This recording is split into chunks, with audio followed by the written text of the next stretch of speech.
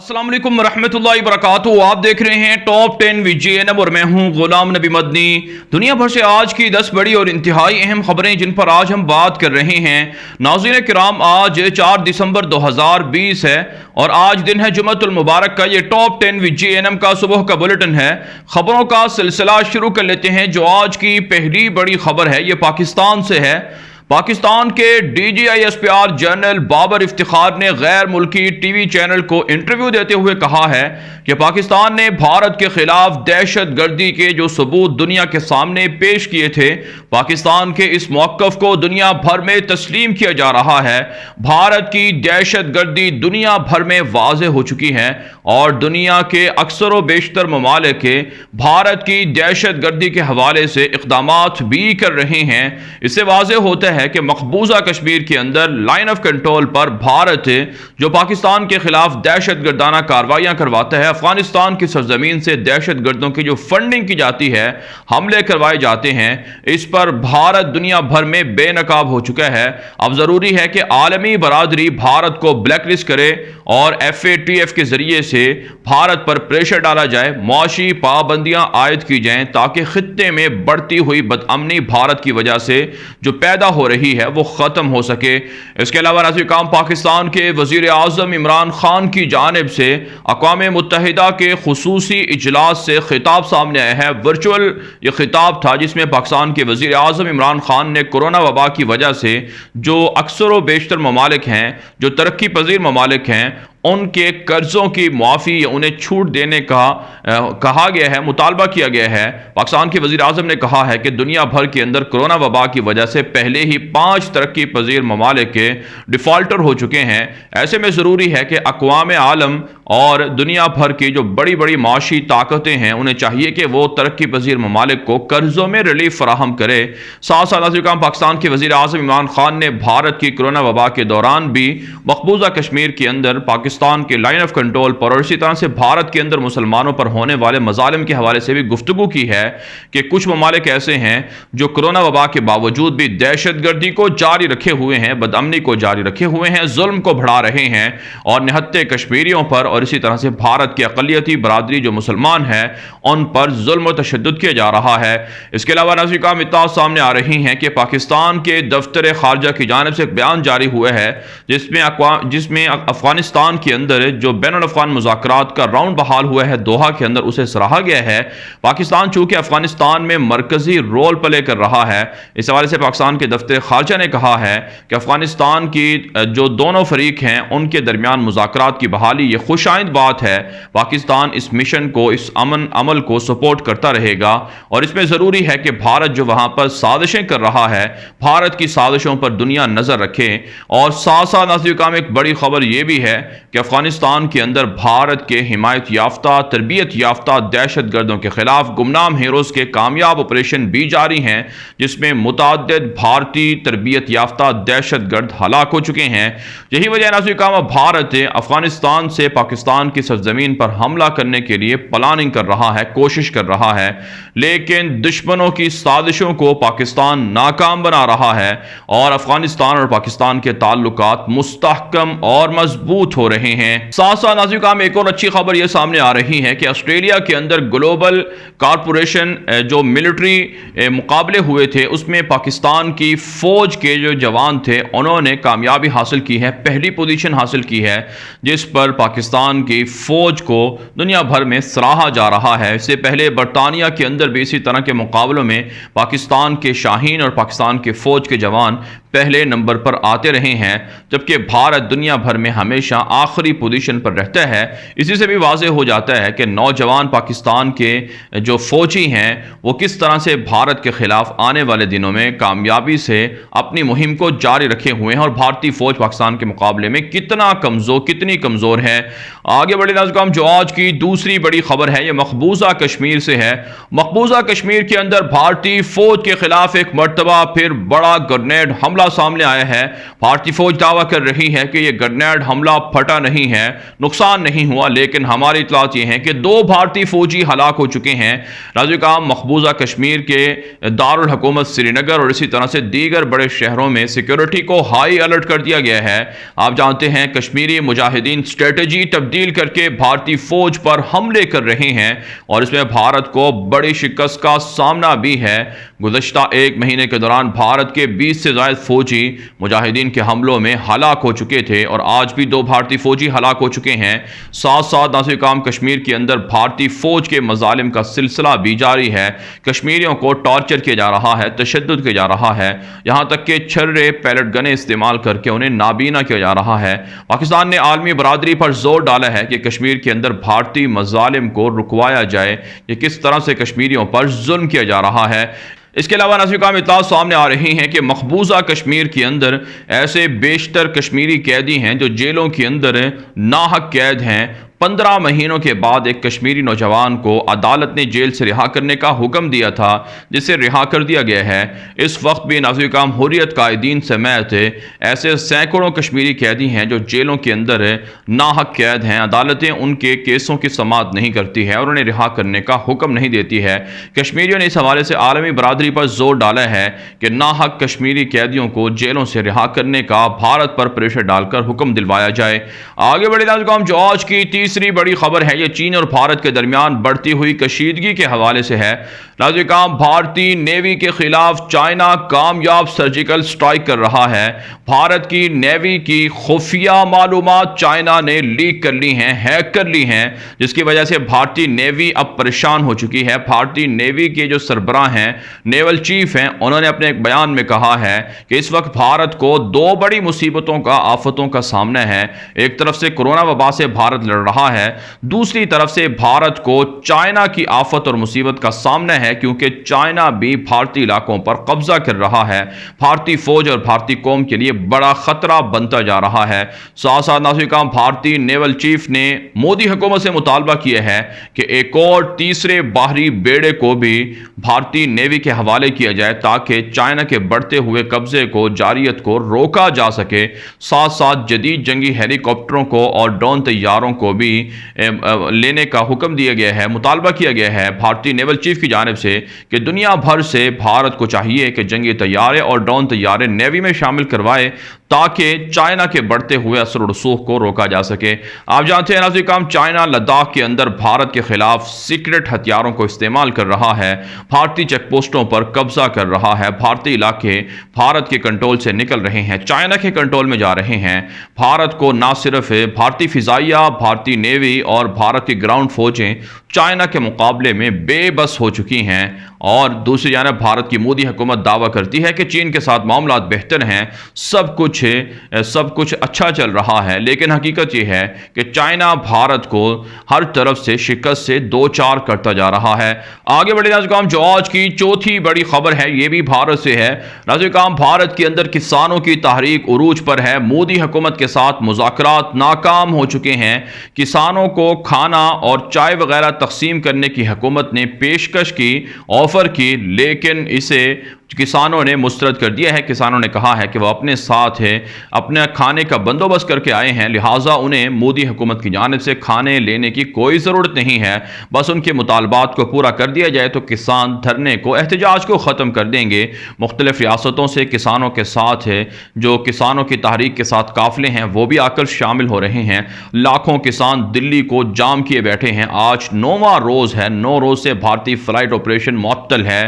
भारत के अंदर अब जो ट्रांसपोर्टर्स हैं वो भी किसानों के साथ मिलकर मुजाहिरे में शामिल हैं, और भारत की मोदी दहशतगर्द हुकूमत के जालिमाना इक़दामात की वजह से अरबों रुपए का भारत को नुकसान हो चुका है और लोगों की मामूलाते ज़िंदगी मुतासिर हैं।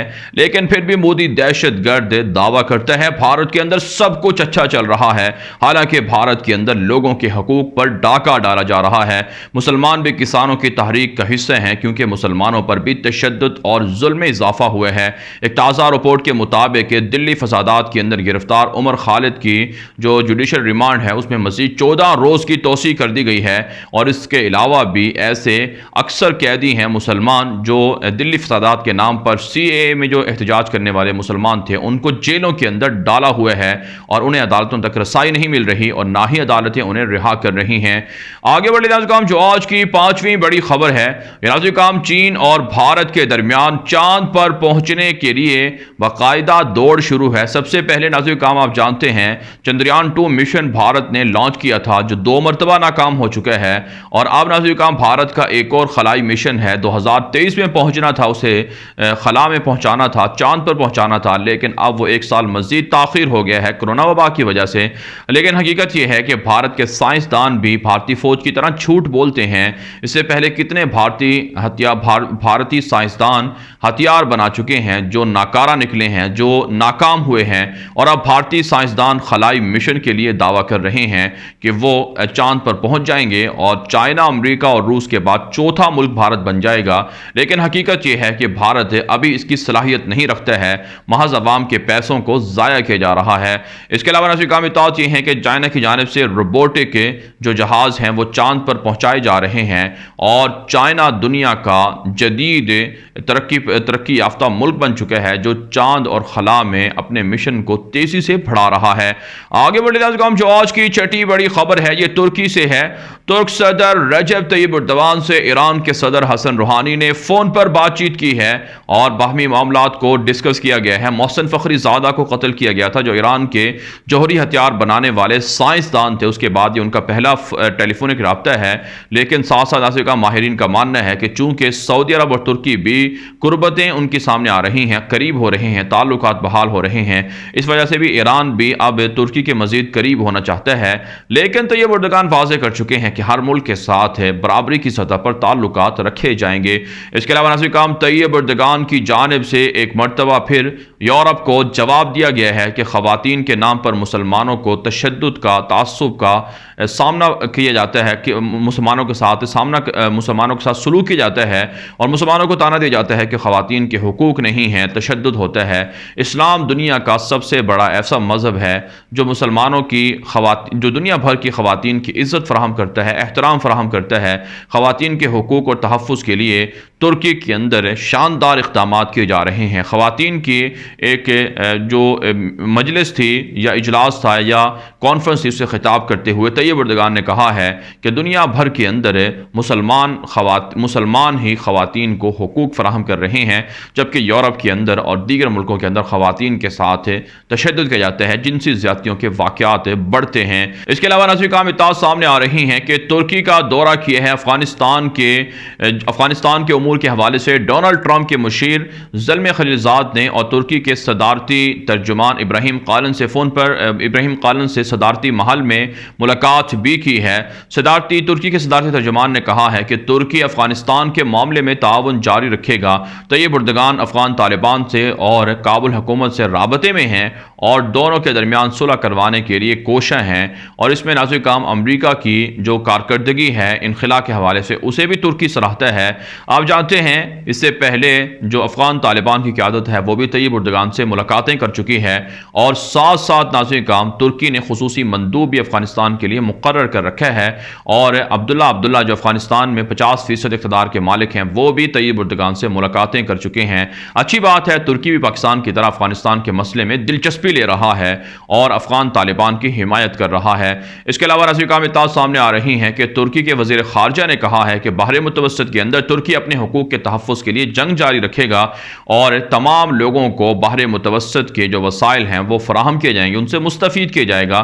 جبکہ نائب وزیر خارجہ نے کہا ہے کہ یورپی ممالک کے ساتھ ترکی کے تعلقات کا قائم ہونا یہ دونوں کے مفاد میں ہے، اس لیے نیٹو کے ساتھ ساتھ یورپی ممالک کا رکن بھی ترکی کو بنانا چاہیے۔ آگے بڑھے ناظرین، جو آج کی 7ویں بڑی خبر ہے یہ اسرائیل اور فلسطین سے ہے۔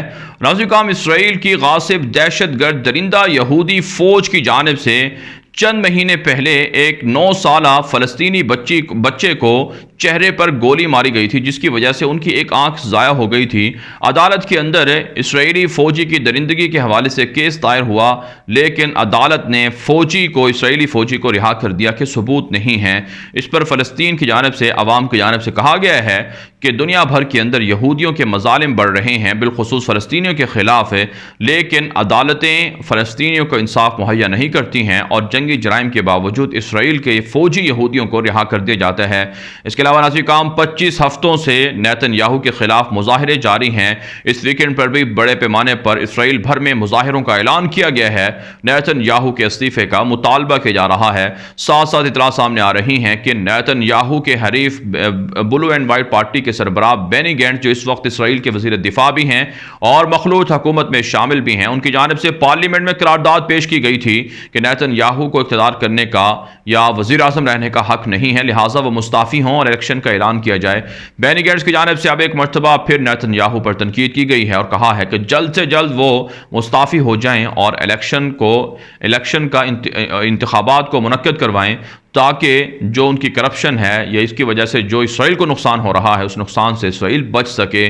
اس کے علاوہ ناظرین، ایران کے خلاف امریکہ اور اسرائیل کے فوجی عہدیداروں کے درمیان ملاقاتیں ہو رہی ہیں، سیکرٹ خفیہ ملاقاتیں ہیں، اور اس میں فیصلے کیے جا رہے ہیں کہ محسن فخری زادہ ایرانی سائنسدان کو قتل کرنے کے بعد اب جو رد عمل ہے ایران کی جانب سے، اس کا مقابلہ کیسے کیا جائے۔ اس حوالے سے ناظرین، دونوں ملکوں کی جانب سے عراق کے اندر، شام کے اندر، لبنان کے اندر، اسرائیل کے اندر جو جدید قسم کے اینٹی میزائل ہیں، ان میزائل سسٹم ہیں، ان کو لگا دیا گیا ہے، اور دونوں ملک چاہتے ہیں کہ ایران کے جو متوقع حملے ہیں ان کا جواب دیا جائے، اور دونوں نے اتفاق کیا ہے کہ آنے والے دنوں میں مزید ایران کے سائنسدانوں کو اور فوجی جرنیلوں کو ٹارگٹ کیا جا سکتا ہے۔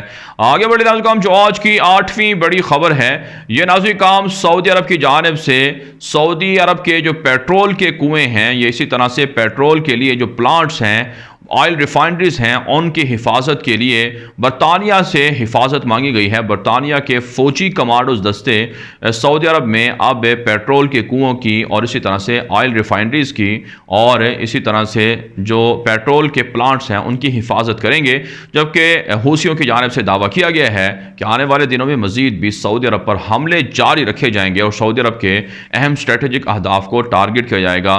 اس کے علاوہ ناظرین، ڈکٹیٹر عبد الفتاح السیسی کی جانب سے پارلیمنٹ میں ایک قانون لایا جا رہا ہے جس میں اخوان المسلمین کو دہشت گرد جماعت ڈکلیئر کیا جائے گا۔ آپ جانتے ہیں مصر کے اندر اکثریت اسلام پسند مسلمان اخوان المسلمین کی ہے، جن کے پہلے منتخب صدر بھی تھے جمہوری صدر محمد مرسی، ان کو بھی پھانسی دی گئی تھی، ان کے اقتدار کا تختہ الٹ کر عبد الفتاح السیسی نے قبضہ کیا تھا۔ اب ناظرین، سعودی عرب کے بعد مصر کی پارلیمنٹ سے اخوان المسلمین کو دہشت گرد قرار دینے کے لیے کوششیں کی جا رہی ہیں۔